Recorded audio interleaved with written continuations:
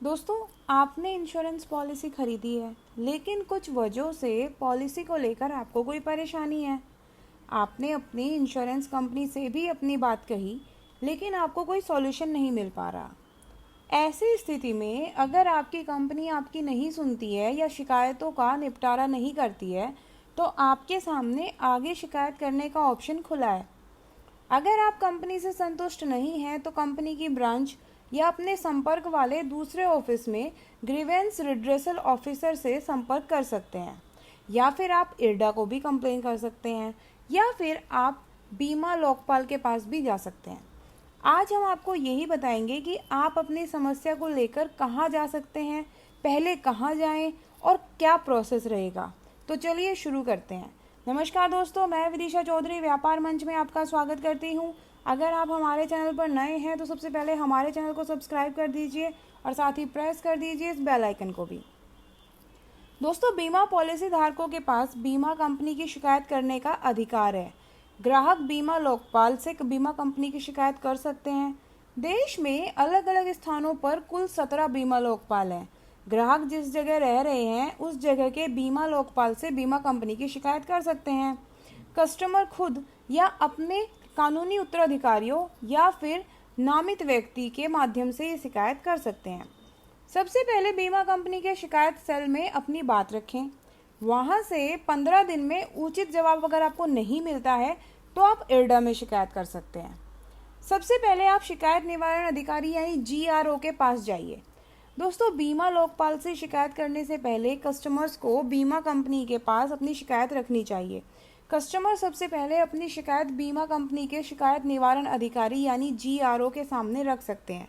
ग्राहक अपनी शिकायत GRO को मेल कर सकते हैं या फिर बीमा कंपनी की निकटतम ब्रांच में जाकर अपनी शिकायत रख सकते हैं। ज़्यादातर मामलों में देखा गया है कि वहीं पर उनकी समस्या का समाधान हो जाता है। अगर आपकी समस्या का समाधान वहां पर नहीं हो रहा है तो आप इरडा के पास भी शिकायत कर सकते हैं। बीमा नियामक इरडा IRDAI के ऑनलाइन पोर्टल IGMS का उपयोग करके भी ग्राहक अपनी शिकायत दर्ज करा सकते हैं। आपकी शिकायत का समाधान करने के लिए बीमा कंपनी के पास 15 दिन का टाइम होता है। इस पीरियड में अगर आपकी शिकायत का समाधान नहीं हुआ या फिर जो समाधान आपको दिया गया आप उससे संतुष्ट नहीं हैं, तो आप इरडा के समक्ष अपनी शिकायत रख सकते हैं। आप इरडा के complaints@irdai.gov.in पर ईमेल करके शिकायत कर सकते हैं, या फिर ग्राहक इरडा के टोल फ्री नंबर 155255 या 18004254 पर भी शिकायत कर सकते हैं।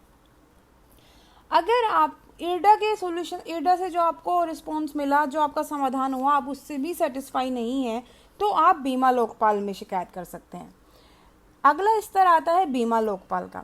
अगर आप इरडा के समाधान से संतुष्ट नहीं हैं तो आप अगले स्तर पर बीमा लोकपाल से बीमा कंपनी की शिकायत कर सकते हैं।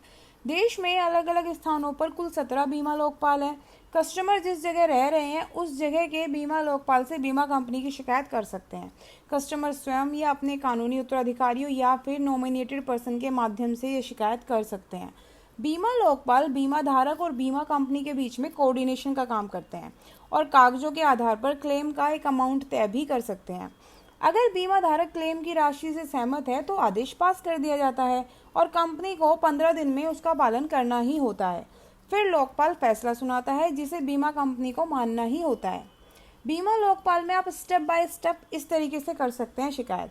बीमित व्यक्ति बीमा लोकपाल को अपनी शिकायत सादे पेपर पर लिखकर या टाइप करवाकर रजिस्टर्ड पोस्ट या ईमेल के जरिए कर सकता है। इसमें बीमित व्यक्ति का नाम, उसके सिग्नेचर, बीमा का पॉलिसी नंबर, बीमा का क्लेम नंबर, क्लेम कितने रुपए का है ये आपको बताना होगा, पूरा एड्रेस पिन कोड के साथ, फ़ोन नंबर, ईमेल आईडी, बीमा कंपनी का नाम और उस ऑफिस का एड्रेस जहां से आपने पॉलिसी बाई की है ये भी बताना चाहिए। शिकायत के साथ हॉस्पिटल के बिल, डॉक्टर के प्रिस्क्रिप्शन, इन्वेस्टिगेशन रिपोर्ट, बीमा कंपनी की ओर से दिए गए रिजेक्शन लेटर की कॉपी भी आपको अटैच करनी होगी। शिकायत पत्र में ये ज़रूर लिखना चाहिए कि बीमा कंपनी द्वारा दावा रिजेक्शन के जो कारण बताए गए हैं वो क्यों आपको लगता है कि गलत है और क्या कारण है कि आपका दावा सही है। ये सब आपको मेंशन करके कंप्लेन करनी चाहिए। आप लोकपाल के दफ्तर में जाकर भी कंप्लेन कर सकते हैं। अगर आप लोकपाल कार्यालय में जाकर अपनी शिकायत दर्ज करा रहे हैं तो आपको फॉर्म P2 और फॉर्म P3 भरना होगा। आपने अगर अपने डॉक्यूमेंट्स बीमा लोकपाल को डाक से भेजे हैं तो भी बीमा लोकपाल आपसे इन फॉर्म्स को भरने के लिए कहेगा। आपकी शिकायत और दस्तावेज जमा होने के बाद बीमा लोकपाल सुनवाई के लिए एक तारीख तय करेगा। उस तारीख पर शिकायत करने वाले को प्रेजेंट रहना चाहिए। कुछ स्पेशल सर्कमस्टांसिस में इससे छूट भी मिल सकती है। तो ये तो हमने आपको बता दिया कि कब आप कंप्लेन कर सकते हैं, कहाँ कहाँ कंप्लेन कर सकते हैं, कैसे कंप्लेन कर सकते हैं। अब आइए जानते हैं कि ऐसी कौन सी सिचुएशन है जिसमें आप कंप्लेन नहीं कर सकते। दोस्तों, बीमा लोकपाल में शिकायत पत्र द्वारा व्यक्तिगत रूप से अथवा पोस्ट द्वारा दी जा सकती है। यदि किसी दावे का केस कंज्यूमर कोर्ट में पेंडिंग है तो उस स्थिति में बीमा लोकपाल में कंप्लेन नहीं की जा सकती। बीमा लोकपाल में शिकायत के लिए किसी भी तरह की कोई फीस नहीं ली जाती है। बीमा लोकपाल में शिकायत बीमित द्वारा अथवा बीमित के वारिस द्वारा की जाती है। तो दोस्तों, अगर आप भी बीमा कंपनी से खुश नहीं हैं, सेटिस्फाइड नहीं हैं, आपकी कोई कंप्लेन है और आप बीमा कंपनी की शिकायत करना चाहते हैं तो आप कर सकते हैं। ऊपर हमने आपको सारे ही प्रोसेस बता दिए हैं जैसे आप कंप्लेन कर सकते हैं। तो उम्मीद करते हैं कि अगर आप भी किसी बीमा कंपनी की शिकायत करना चाहते हैं तो अब आप कर पाएंगे, और ये भी उम्मीद करते हैं कि आज की जानकारी आपके लिए फ़ायदेमंद साबित होगी।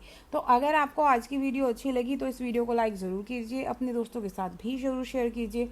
एंड हाँ, अगर आपने अभी तक हमारे चैनल को सब्सक्राइब नहीं किया है तो जल्दी से सब्सक्राइब कर दीजिए। Thank you.